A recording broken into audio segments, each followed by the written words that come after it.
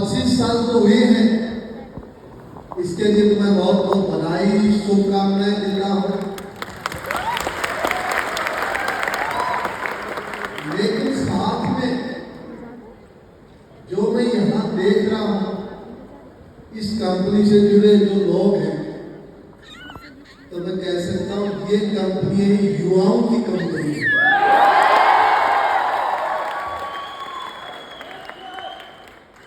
कहीं ना कहीं मुझे आपको देख करके कॉलेज के दिन याद आ गए।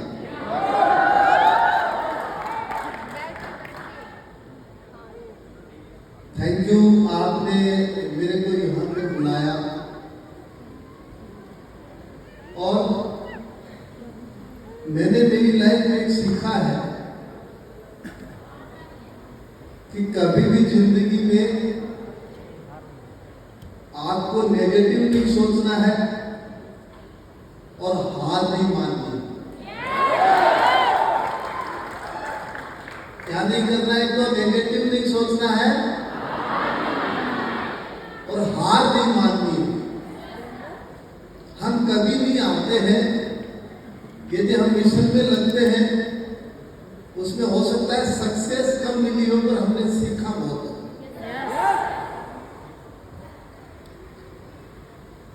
और मैं मेरी लाइफ के बारे में कहूं तो 10 साल की उम्र में जब मुझे करंट लगा था, बिजली का करंट, एक पेड़ पे मैं चढ़ गया था ऑलमोस्ट, वहां पे ये करंट लगा मुझे। और जब मुझे उस पेड़ से नीचे उतारा गया, तो मुझे घर तक जब लेकर के आए थे तो समझा कि डेड हो चुका है, ये मर हो चुका है। तो पहले तो मैं बताना चाहता हूं कि मैं जिंदा रह गया, वही मेरी लाइफ में बोनस है।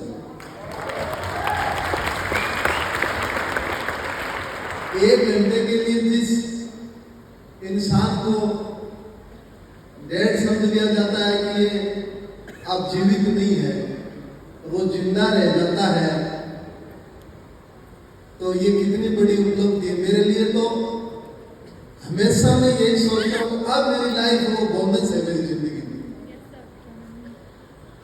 तो मैं ये हमेशा ये सोचता हूँ कि मेरे पास खोने के लिए कुछ नहीं है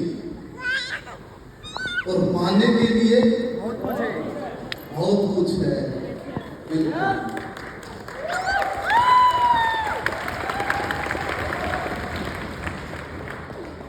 एक मुश्किल दौर से मेरा 6 महीने ट्रीटमेंट चला, मुझे लेफ्ट हाथ गंवाना पड़ा। और जब मैं हॉस्पिटल से बाहर निकल रहा था, तो मेरे फादर साहब को डॉक्टर ने कहा कि ये आपका बेटा है, ये लाइफ में ज्यादा कुछ नहीं कर पाएगा, बहुत दुबला पतला रहेगा ये, क्योंकि इसके इतनी ज्यादा चोटें लग चुकी हैं, नॉर्मल जिंदगी ये नहीं जी पाएगा। लेकिन कहीं न कहीं देखा जाए तो फादर साहब ने कहा कि जब मैं मेरे बेटे को लेकर के आया था, तो आपने कहा था कि जिंदा कैसे रह गया, तो जिंदा रह गया तब आगे भी अच्छा ही करेगा। तो मेरे लिए तो मोटिवेट बात था। उसके बाद मैंने ऐसा फील्ड चुना कि मुझे स्पोर्ट्स करना है, खेलना है मुझे। आज से 30 साल पहले दिव्यांग जब स्कूल में जाके उसने भाला उठाया, जेवलिन उठाई कि मुझे खेलना है, मैं 9वीं कक्षा में था, 10वीं में था सॉरी, तो मेरे से सभी ने कहा कि आप दिव्यांग हो, आप भाला नहीं फेंक सकते, आप जेवलिन थ्रो नहीं कर सकते, आप अपनी पढ़ाई करो और जॉब पकड़ो, जिंदगी जियो। देखिए, भाला उठाना ही मेरे लिए चैलेंज था, लेकिन मेरा जज्बा मेरा हौसला ये कह रहा था कि मुझे तो भाला फेंकना ही है। अब स्कूल में भाला तो नसीब नहीं हुआ। मैंने गांव में आकर के मेरे घर पे आके एक लकड़ी का भाले बनाया, मैंने खुद ने पर्सनली। वो भाला बना करके मैं डिस्ट्रिक्ट का चैंपियन बना।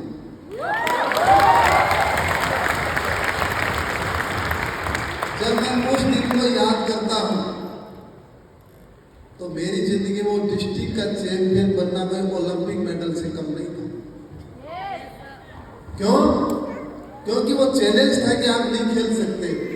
हर कोई मुझे कमजोर कहता था, तो मैंने उस दिन सोचा कि अब मुझे स्कूल में कोई कमजोर नहीं कहेगा, क्योंकि मैं डिस्ट्रिक्ट का चैंपियन हूं। एक शुरुआत होती है लाइफ की, उस शुरुआत में बहुत चैलेंज आते हैं आपके सामने। और सेम ही कंपनी में भी ऐसे ही होता है, होता है ना। लेकिन मैं बताना चाहता हूं आपको कि वहां मैंने हिम्मत नहीं हारी, मैंने लड़ाई लड़ी, खेलने की जिद की। और उसके बाद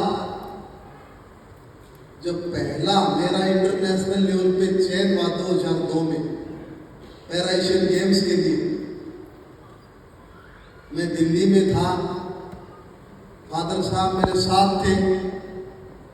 तो जब मुझे दिल्ली में किट मिली तो उस किट को मैंने 5-6 दफा पहना।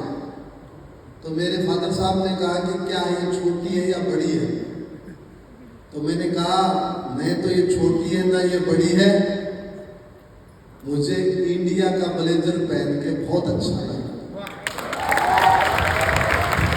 कहीं न कहीं वो देशभक्ति थी। 2002 में पहले ही टूर्नामेंट में पैरा एशियन गेम्स में गोल्ड मेडल जीता और एशिया का नया रिकॉर्ड किया।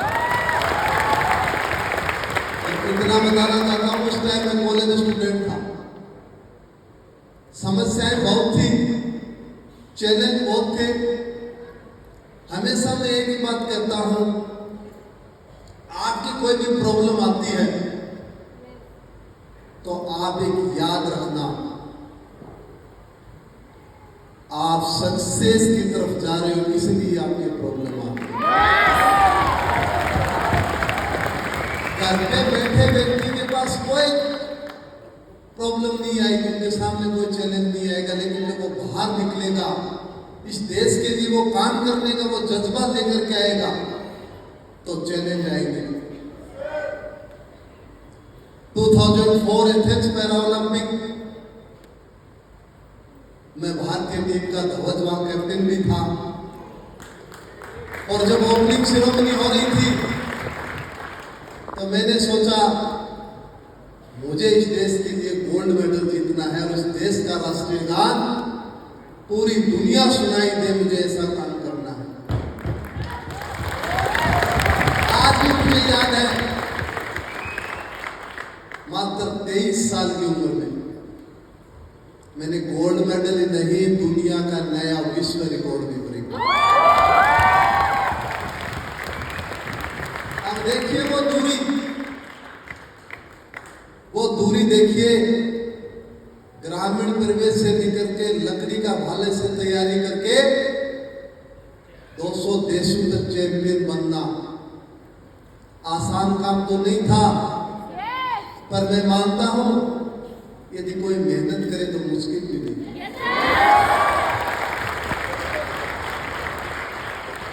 2005 में मुझे महामहिम राष्ट्रपति ने अर्जुन अवार्ड से नवाजा और ये सफर रुका नहीं, चैलेंज थे।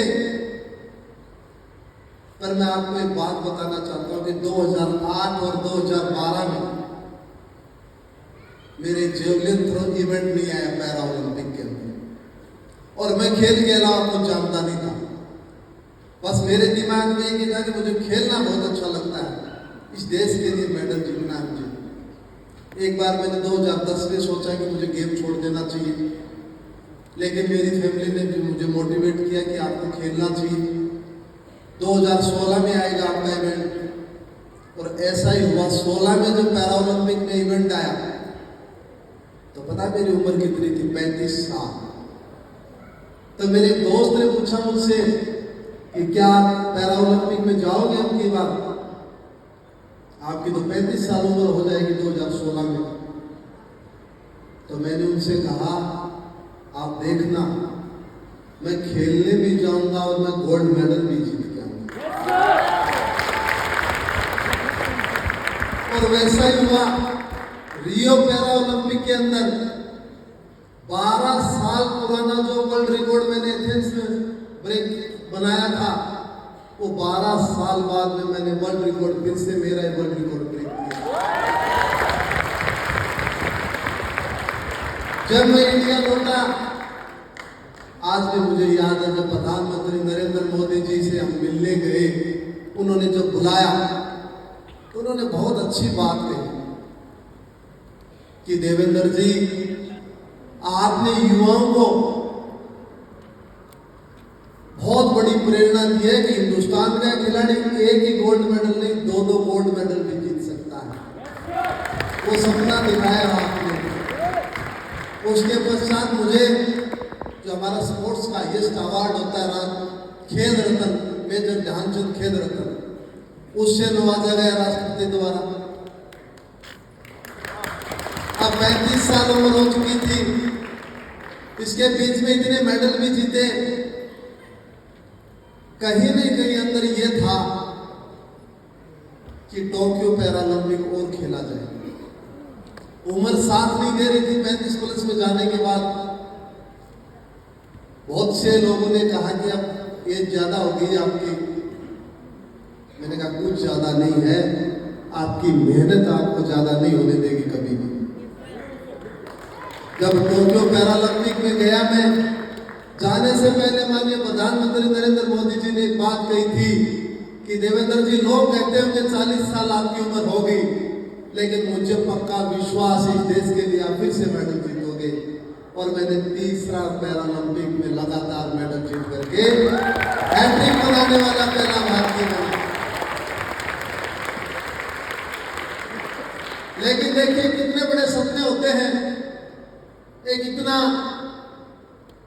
लंबा सफर, कहां 2002, कहां 2021, बहुत लंबा सफर, 19 साल इस देश के लिए खेलना। फिर मैं 22 में भी खेला इस देश के लिए। लेकिन मुझे ये कहते हुए हर्ष हो रहा है कि आज जो स्मार्ट वैल्यू कंपनी है, मुझे ये पता नहीं था कि मैं इसके मंच पे आऊंगा। उस टाइम हम लोग टोक्यो पैरालंपिक से पहले हम ऐसे ही चर्चा कर रहे थे फूड सप्लीमेंट की। तो मेरे अंदर एक भावनाएं थी, मैंने कहा हम बाहर की